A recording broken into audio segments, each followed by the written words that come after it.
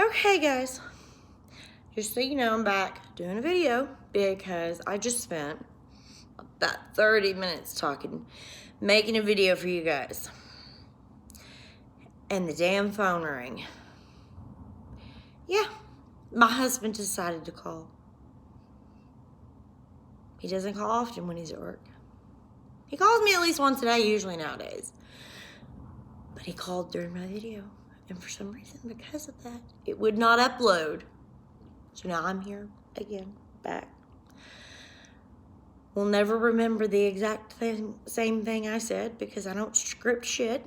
I would never be able to look at the camera because I could not write it and remember it. Just look at you and acknowledge you. So, ain't scripting anything. Everything comes from this crazy thing in here.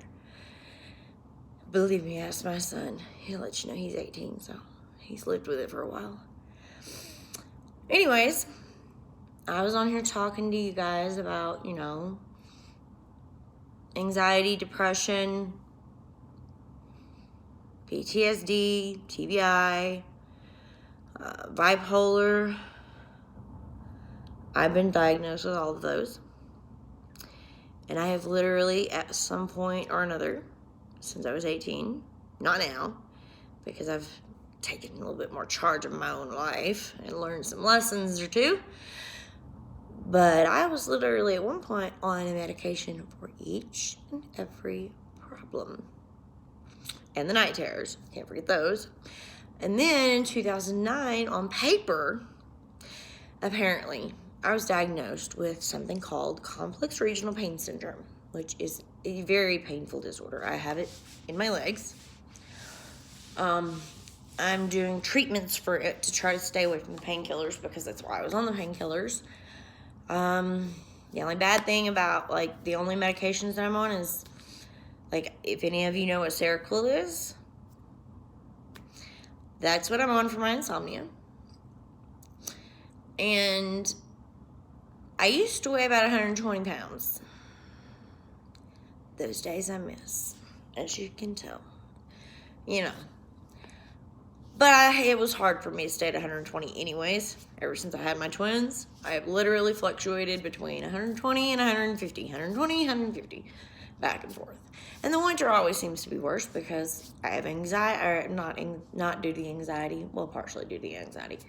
I have arthritis, my hands, my back, my knee, and I live in Montana now. Yeah, and it's cold. It's dumb fucking cold. Yeah. Last night I couldn't sleep, even on my damn Seroquel. If anybody's curious, I'm on 400 milligrams at night. And last night I still couldn't sleep. So at 4:15 this morning, I snapshotted a picture of the Weather Channel because I was not going to go outside to try to guess how cold it was because that's just how cold it looked.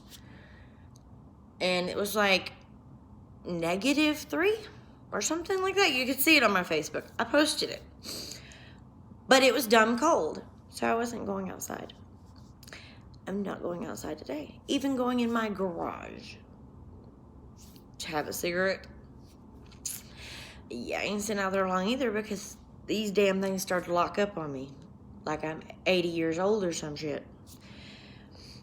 Anyways, I'm on here talking to you guys and started this channel to talk to you guys about mental health issues. Before we get started on that, because I noticed this yesterday and addressed it with my friends and my family, part of my family, is every time I've moved, gone to a different state, something, because I've moved quite a bit, I always get people looking at me and saying, "Oh my God, I love your accent. That is so cute." And it's just, oh, thank you. Cool. Yeah. No. No, honey, I need to correct some of y'all. I played a video back yesterday.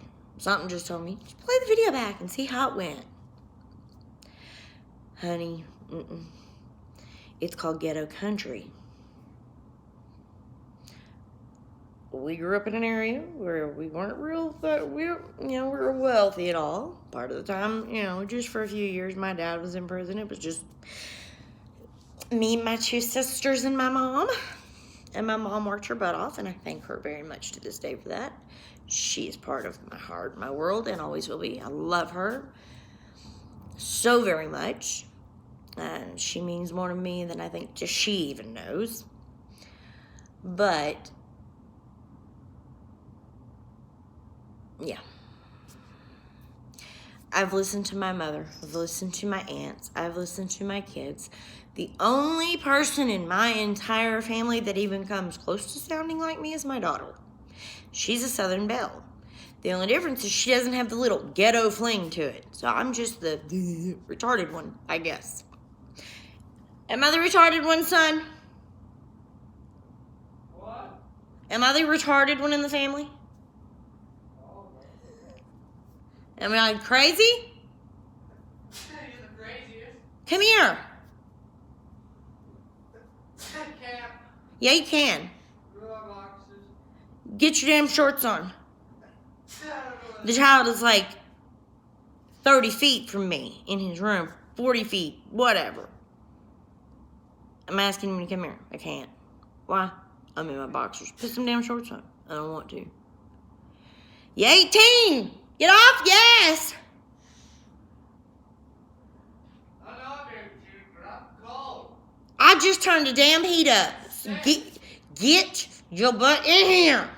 I'm sick. Get in here. Why? I'm gonna beat me a child on YouTube. Y'all are gonna witness it if he don't get his butt in here. Because I'm crazy. I will whoop him. Get in here. Okay, give me a minute. Because he knows I'm coming there and I'll be smacking him in the head and slapping him around, bouncing on the bed. You ain't smacking me around and I won't do ice. You gonna do the damn ice or I'm gonna kick your butt. You ain't doing that either. Bet. Boy thinks I won't whoop his ass. He just lost his mind. I don't know what the age of 18 has done to his brain, but it's all fried. What do you want now? Do we still have noodles? Get your butt up and find out if we still got noodles. Yeah, I'm getting dressed. Chill shit. Boy, hold on, guys. Hold on. It's on now. He said, chill my shit. I'm gonna chill my shit. Come here. I'm gonna chill my shit. I'm gonna chill my shit right here, right now. That's my baby boy right there. Oh, looky. He loves me. Am I crazy? You're fucking insane. But do you love me? You're insane. Do you love me, though? Yeah. You'd miss me if I were gone. No shit. I'm the one that keeps everybody smiling. Oh, sit my fat ass back down. Oh, guys, sorry I look like hell.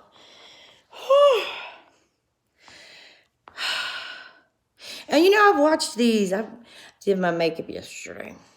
No, as you can see, I didn't wash the shit off last night. I've done my makeup myself the same way since I was like 14, 13. And I've watched these makeup tutorials. Girl, y'all got to go a lot slower when you're trying to teach somebody to put some makeup on the way y'all do. Just contour and, make shit pop and lines. And you got like some weird Halloween mask looking shit on your face you got to blend. It never works out for me. And this whole smoky eye shit, I end up doing it and I look like I just drew a big ass black eye on my face. And it looks retarded. So women out there, tell me how the hell to do this shit. Do it real slow though. Teach it real slow.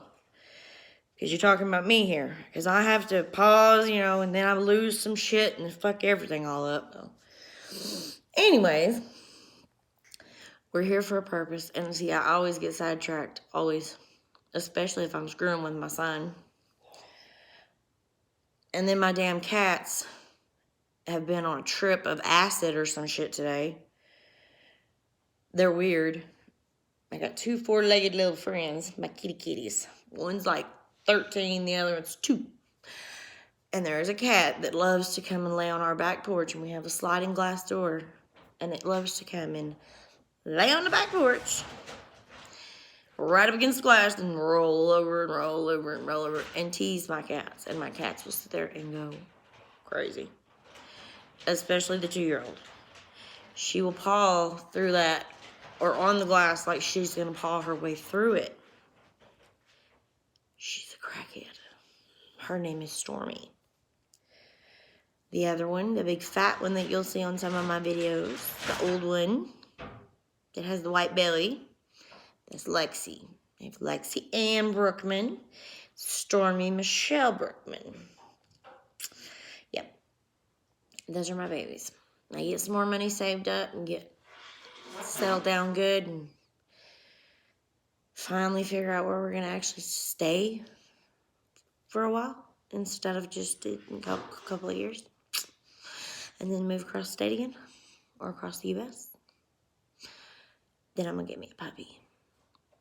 I don't know if I'm going to get a Shar-Pei or if I'm going to get a Husky. If it's up to my husband, it'll be a Husky, though. We've had a Shar-Pei before. Good dogs, but they're high maintenance.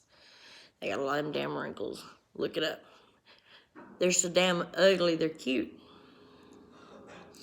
Anyways, mental health talk. Which is why I'm on here. My psychiatrist told me I need to talk to somebody, open up a little bit more, that it would be good for me. Well, I've been doing this since I was 18. 36. And I've been seeing therapists off and on since then. It's never worked. And I kept going, why is it not working? Why is it not working? And maybe it's just a personal thing. Maybe it's just because it's me.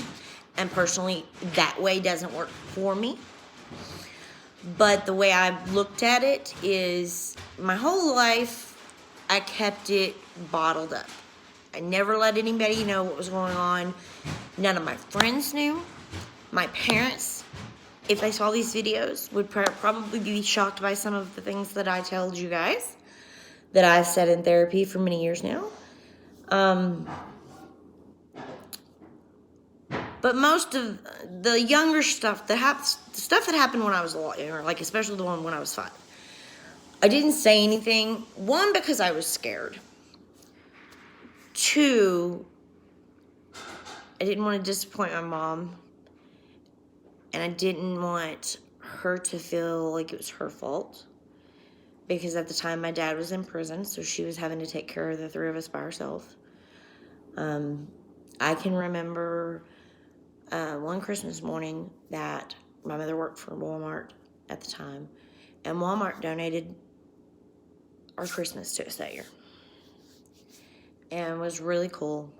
And that was back when Sam Walton was still alive, the original owner of Walmart. Since then, it's gone to handbag.